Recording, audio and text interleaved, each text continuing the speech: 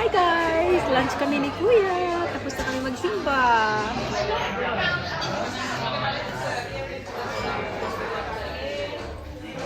Dami tao din sinanglan sa ganda ng view ko sa likod. Ang ganda ng menu naman nila. Alam na this kung bakit. Oh. Sunday. Yes, please. Guys, so busy. Course Akma, 2 weeks. Ha? Wala ka na sa Pilipinas. Meron akong Okay, i-delete ko lang. Okay? meron akong 2-week course. Anong tawag sa course mo? Legal French. Saan yun gagawin? Online. Oh, that's good. French para sa mga abogado. Scholarship yun? Yung part ng program ko pala. Nung The Hague. Wow, ang galing naman. Well done. Oh guys, narinig niyo. Grabe, bless na bless si Mama. All the way. What do you mean all the way? Kasi, mag-train ako. Diba? July 6. To Hague. And then, June 2, nandito na ako. Oh guys, oh may tartar. Uy, binasag na yung yolk. Wow. At yan ay ipapalaman natin dito sa toast nila na sourdough ang ano nito. Kung kulang ng timpla, meron naman guys. So, Sarap. sige nga may ano mo nga. Ang sarap nito guys. Lagyan mo nga. Pwede naman akong gumawa ng ganito, ma'am. Kailangan lang bumili ng sirloin.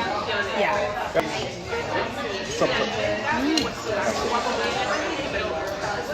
Sarap.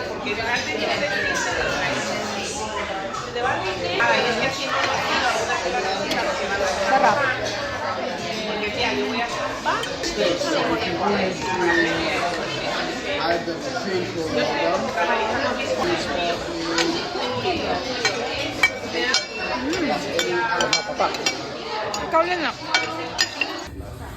Oh my God guys, finally dumating din yung aming main course. That was quite a while na. This is the lamb? That's the lamb. Okay. So finally, we're having our lunch now. Kain tayo. I thought it's What did you say? Sabihin mo. Ayan na guys. Akala namin guys gaano kalaki yung order namin kasi more than an hour bago dumating. OMG. Let's do this. Eating time. Let's eat guys dahil mga gutom na kami.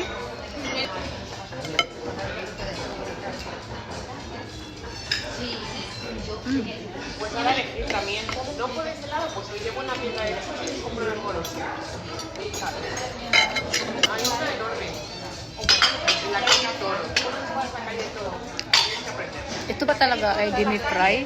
Kasi crispy siya. Ano siya? Double roasted. Lalabas, cool down, balik ulit. Okay. Oh, masarap yung lamb nila guys. Kaya lang matagal yung service. Yeah, that's the thing. At least masarap. Yeah. Nabawi naman nila. Kung